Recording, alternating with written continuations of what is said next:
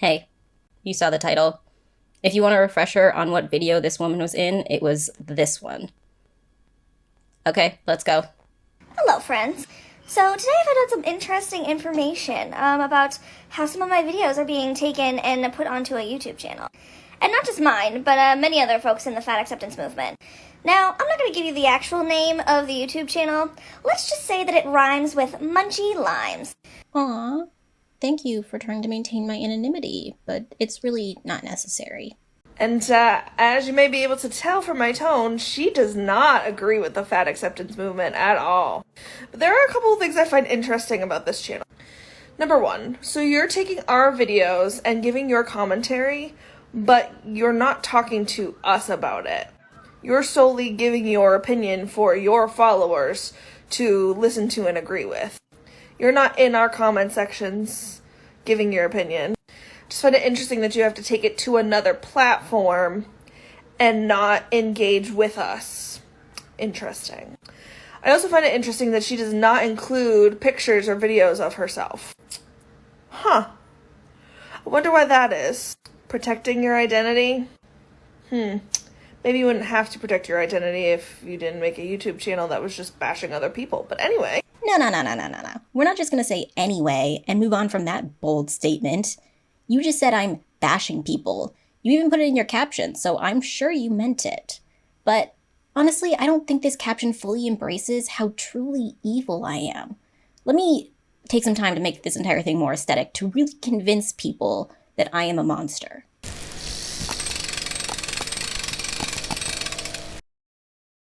Much better. But let's back up for a second to when you said that I don't engage with you directly in your comments. Fucking what? If I was in your comment section saying all the things I do in my videos, you would call me a troll.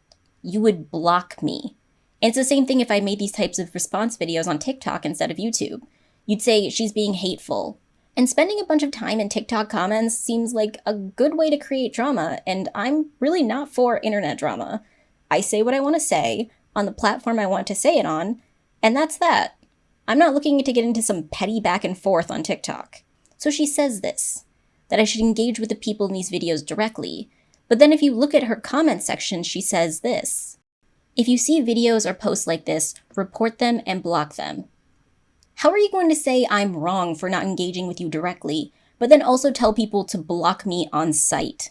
Make it make sense. And what are you going to try to have people report me for? I'm well within the YouTube terms of service to make the videos I do. I do commentary on the videos I use, and I don't encourage people to be mean or engage in dangerous behavior. So what exactly would you like to have me reported for? And here's the thing. You assume that I make these videos to try to convince you and the other people I feature in these videos to change your opinions. But that's not why I make them. Most of you and your cohort of fat activists are too far gone for any convincing from what I can tell. I make my responses for other people to explain why so many of the deeply held beliefs in the fat acceptance community are factually and logically incorrect, and to give some of my own opinions along the way.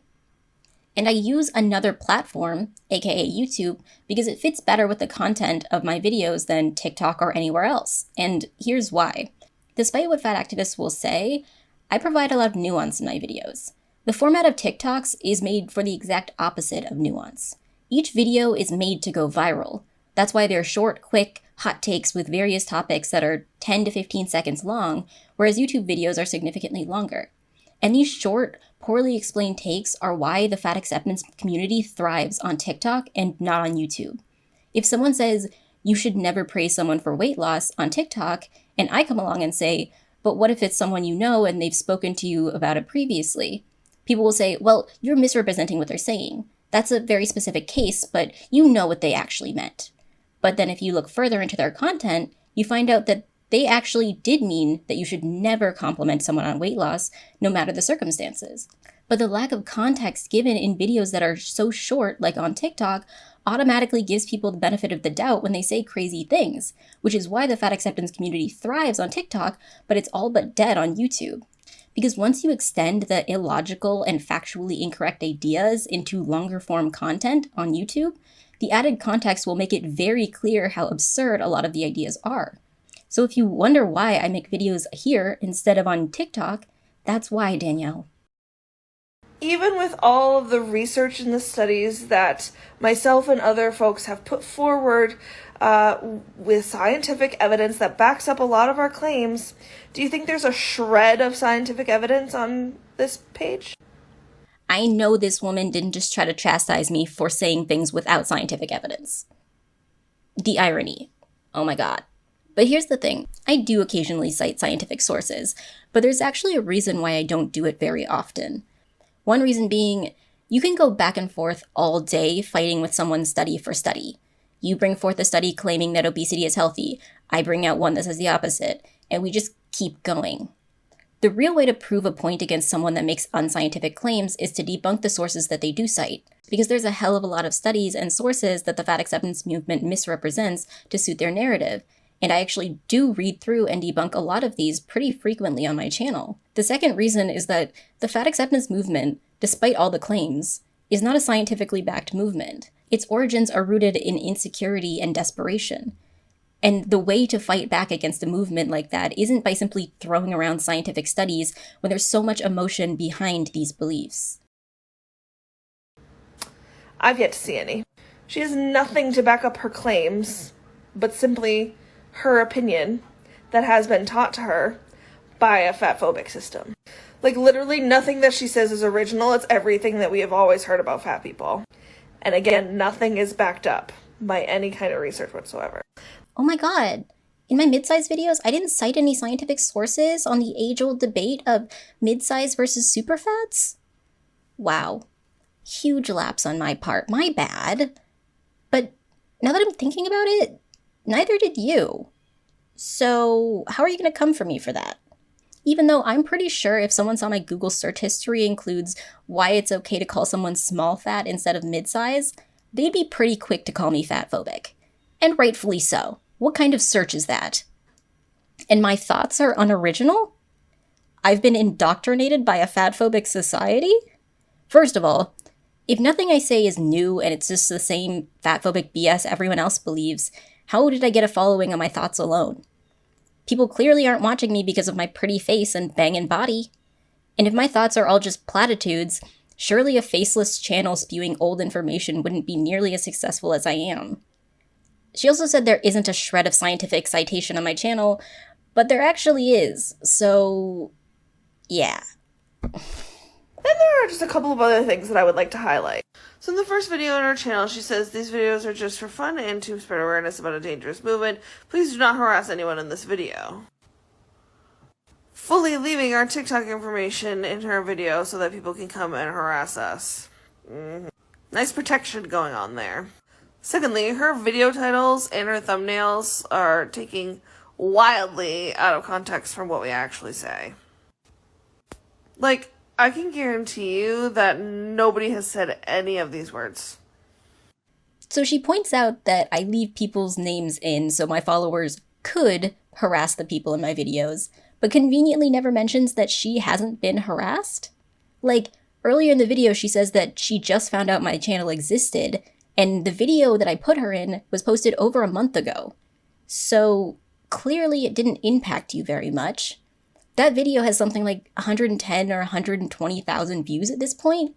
So tens of thousands of people have watched this video, and you didn't get a single person harassing you because of it. And yet, she's trying to spin a disclaimer to not harass people as an egregious act against me? How? Like, I made a video, I told people not to harass you, you weren't harassed, but I'm still the devil? And this is such a stupid argument, because of course people will be able to find you even if I didn't give out usernames. It's the internet. It wouldn't take long. And again, you were not harassed because of my video. In fact, one of my followers was one of the people who wrote a comment you responded to in the video you were in. And the comment they wrote wasn't trolling. So if we recap this entire situation, there's been exactly one instance that you've interacted with one of my followers, and they were very respectful. And yet, I've done something wrong? And she also said that my thumbnails and titles are misrepresentations. First of all, it's YouTube. You should never judge a channel by its titles and thumbnails. Some of the kindest, most level-headed people run channels with the most clickbaity titles. They're meant to be as wild as possible. It's an unfortunate thing we all have to do to be successful on YouTube. Second, my thumbnails aren't even that extreme when you look at what people say in my videos. Wildly out of context from what we actually say. Nobody has said any of these words. You guarantee the people in my videos have never said what's in my thumbnails? Let's verify. This video is for my bestie Alex, who requested that I add mid-size phobic into the skinny phobic trend, and I support it. I made a couple of videos back in August about how I don't like the mid-size trend. It gives me fat phobic vibes. If you are someone who wants to use inclusive language, then you have to stop using the word obese and obesity. You can struggle with body dysmorphia and not be fat phobic. The way you can do that and not be fat phobic is by only talking about it in spaces meant for it and not posting about it online like you're just like, oh, I feel so fat. Like, talk to a therapist then. They may not be exact quotes, but I certainly got the gist. And what's interesting is that her saying that people don't actually say the quotes that are in my thumbnails makes it seem like she knows those quotes are absurd, which they obviously are, but they're also not misrepresentations. The people in my videos do say these things. So she can acknowledge that these quotes are crazy in the thumbnail, but when people actually say them, when they come out of people's mouth, of the people you support, then you seem to plug your ears and pretend like it didn't happen? Danielle, it happened. Someone actually said that people should not talk about their body dysmorphia on the internet. I didn't make that up. If you don't believe me, watch the videos. And that's another thing. I don't believe she watched any of my videos. Because she said, I guarantee nobody said these quotes. But if you watch any of the videos, you know that's not true. So I don't think she watched any of them before making this video saying that I'm making money off of bashing fat people. How are you going to say that when you all but admitted that you didn't watch any of my videos? And earlier in the video, she said that I'm giving unoriginal fat-phobic thoughts to my followers. But you clearly didn't watch my videos. So how do you know that? And finally, this is an actual question that she asked her followers. Hello, lovely people. I have a question. How many other fat acceptance cringe compilation channels do you watch regularly? So we're sad and pathetic. But there are people who watch multiple fat cringe channels? That's what they do in their free time? Wow, she dug deep to find that poll. But you know what she didn't do? Actually show the results of the poll. If you look at the numbers, over half of my audience only watches me or like one other channel like mine. And she conveniently never showed the comments to that poll, which shows why. Some of the comments say, I usually don't like watching cringe comps as they're made just to make fun of people, but yours are logical and made to combat the spread of misinformation and I really like them. There is one more I watch, but only to fill the time until your next upload. Your channel's honestly the best since you give actual well-made commentary instead of just going, that's cringe, not saying anything at all. I like your videos because you don't make fun of people. You explain in a gentle way and with facts, and that has helped me to understand things and have made me more logical in thinking. All the other cringe compilations just make fun of regular people who are living their lives and hurting no one. You actually engage with toxic ideas and toxic people. My channel is well liked because I don't bash people. Only ideas and behaviors. And if you'd gone even a micrometer below the surface of my content, besides showing a poll and my thumbnails, you might have seen that.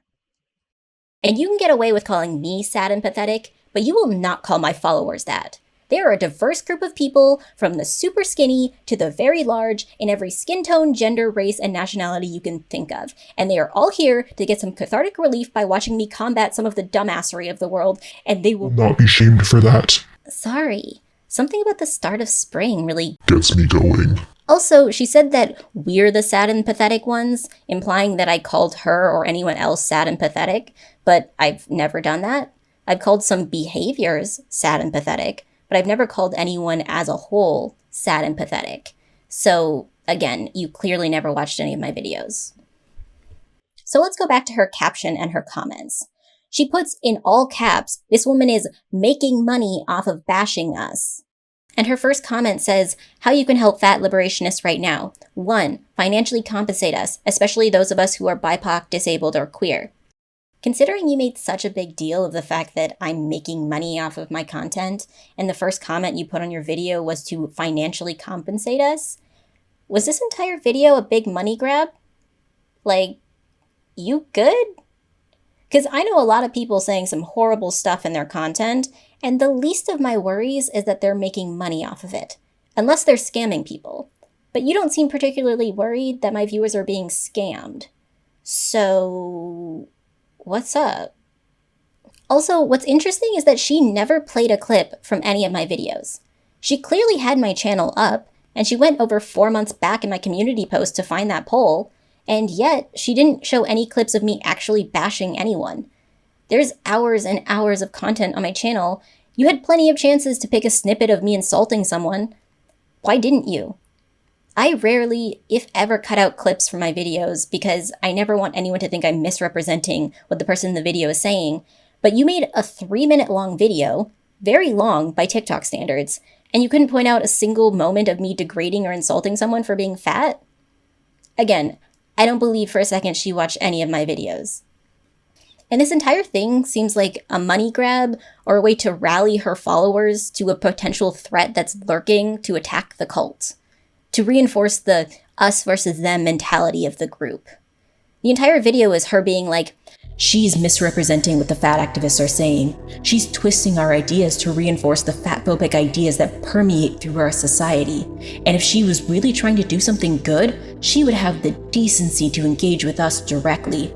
But she's all the way over there, bashing us to all of her followers so they could potentially come and harass us. All the while, she's making money off of this.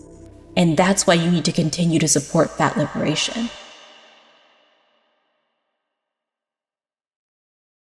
She says all of this while never actually showing any clips from my videos.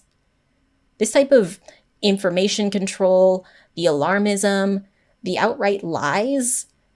I mean, damn, I thought fat liberation was a cult before, but you've really outdone yourself in less than 3 minutes.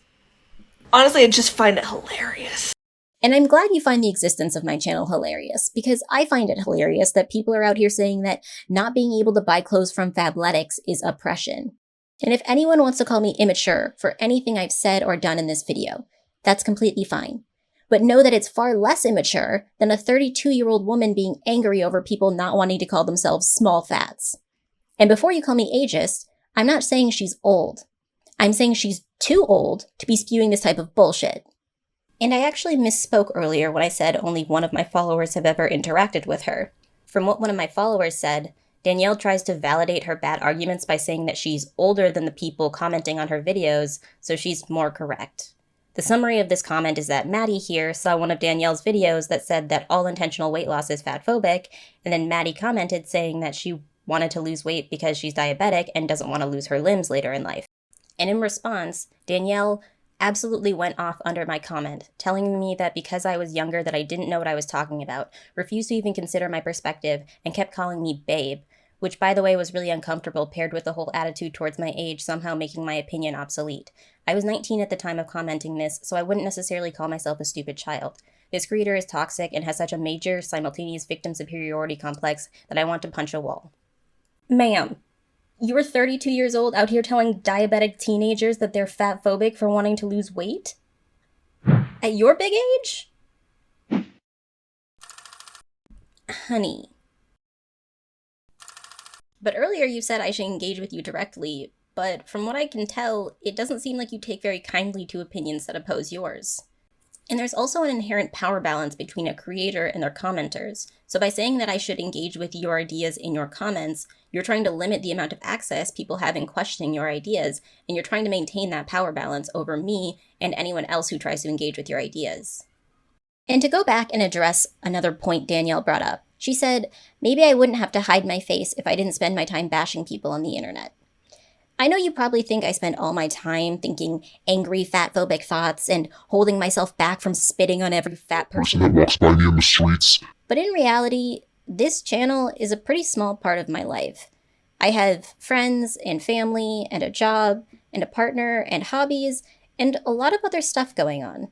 That's why I come here, I say what I want to say, and then I move on with my day.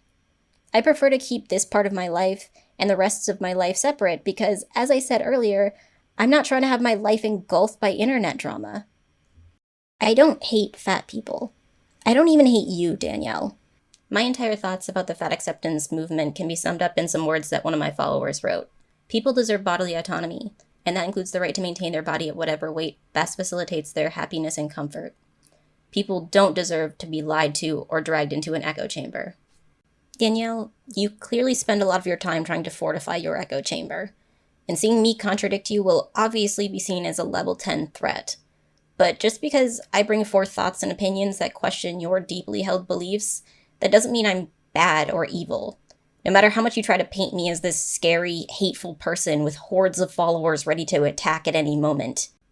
And maybe next time, try watching some of the videos of the person you're criticizing before spreading rumors about them. Anyway, guys, that's the end of the video. If you want to read the entire article I reference here at the end, I will have it linked below. One of my followers sent it to me, and it's very interesting. So, yep, that's it. I'll see you next time.